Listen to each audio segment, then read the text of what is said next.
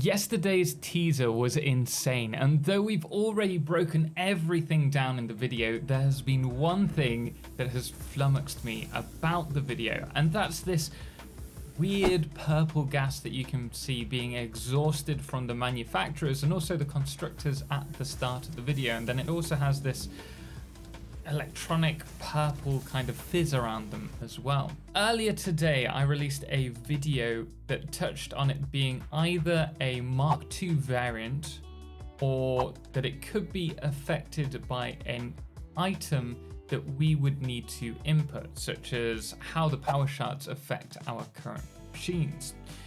However, I think I've sussed out what it is. The big giveaway here is that the frames that we can see just at the end of this clip show two computers coming out of the manufacturer. Now we know this is the vanilla computer recipe that is being used thanks to the update video that covered the new nodes. They also covered the new computer recipe, and in that video it shows the new requirements, which is plastic, cable and the circuit boards. And though the required input of resources changed, we can actually see, thanks to Coffee Stain's clarification, that the amount of computers that are being produced per minute has not changed in this recipe to the current one that we have. And that is a total of 2.5 computers per minute. Now this single point is very important. So what we're going to do now is jump into the game, and I'm going to produce the computers with the current vanilla recipe. Now, as we do this, you can see that the manufacturer produces a single computer every 24 seconds. This here is also very important. So at this point we need to refer back to the video. Now remember, there are two computers being outputted at the same time, and this is pretty odd. However, we can also see here that the manufacturer is overclocked. So let's assume that it's running at, I don't know, a 200% overclock just to make it nice and easy for us, and jump back into the test that we have going on. Now we can see here that the manufacturer with the 200% overclock is producing a total of 5 computers per minute. However, the overclock only increases the speed the items are produced.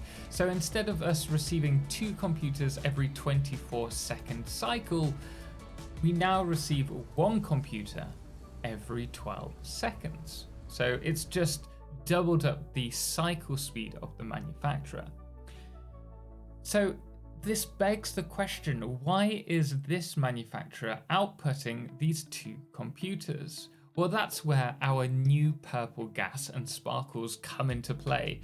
Knowing that we only have 3 inputs that are in use, and that there's already an overclock, we can speculate that there is a new item slot that is similar to the power shards, which allows you to double the production per cycle. Now it could be that we don't need extra resources to get this double output, but I'm not sure, as you can clearly see that the manufacturer's light turns yellow waiting for more resources. So we don't know if this is running at its normal production speed, or efficient production speed, I should say. So without knowing if the manufacturer is running efficiently or not, we can't make that assumption. So what could this item be? Well, given we know that SAM ore is now used in this facility to help with the production tree of the quantum items, then we have to ask the question, what about the Mercer Spheres and the Somersloop? Now we know they won't be part of the story, but they are going to be used in the factory. Now it makes sense to me that either the Somersloop or the Mercer Spheres can be used or produced into a new item, similar to how the slugs are turned into power shards to be used in our factory. Now originally I thought the Somersloop would be used for teleportation. I always assumed that based on sloop being a form of transportation. And so that's what occurred to me. But given the strikingly similar colors that we can see in this shot of the undulating power like pink and purple seeping into the roots, I believe that this could actually be its new use in our factories. But that would leave us with the Mercer Spheres. Now, are they going to be used in teleportation in place of Somersloop? Or if not, will they have a similar use to Power Slugs, providing another buff to our factory buildings? It makes sense if all other collectibles are. Perhaps they're used for the cordless power, which is what I'm assuming it is, that we see at the start of the video, where you can see all of the constructors' power points are lighted purple. Now, I know we can see cables coming from the power joints, but I do think the cables are just a red herring and that we do have cordless power here. But if this is a new item that doubles production per cycle, why is it needed? Well, this potentially fixes two of the biggest problems for Satisfactory's late game in my eyes. Firstly, if we double output, there's less need for the large swathes of refineries that we all use. Also, I think we're going to get new buildables as well. I haven't really touched on this when we looked at the MAM video that Coffee Stain released, but if you look at the alternate recipes, they tend to show which building the alternate recipe is being produced in. And the interesting thing is that it doesn't show on all of the recipes, even though we do currently have those recipes in the game which show where they're being produced. So for the, I believe it's the iron alloy and the copper alloy, normally that would be built in the foundry in the game currently. However, the building isn't on show in the video, which leads me to suspect that we may have a new way of producing them from a different machine.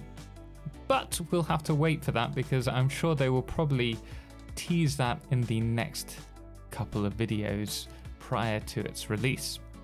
And the other thing is the performance around large factories is terrible in the late game, and it really does tank your frames. So by reducing the need for as many machines, this is going to have a positive effect on helping players optimize their late game factories. But I think that is me done for this video. Let me know, guys, if you agree with me in the comments below, or if you have a differing thought. But until next time, thank you so much for watching, and thank you so much to all of our amazing supporters on Patreon who make content like this possible, most notably our Solar Eclipse Patreon, Firefless, as well as our Lunas, the Calamity, Ben and Star, and our Blood Moon of the day, which today is Dr. Shotgun. Until next time, as always, ciao for now.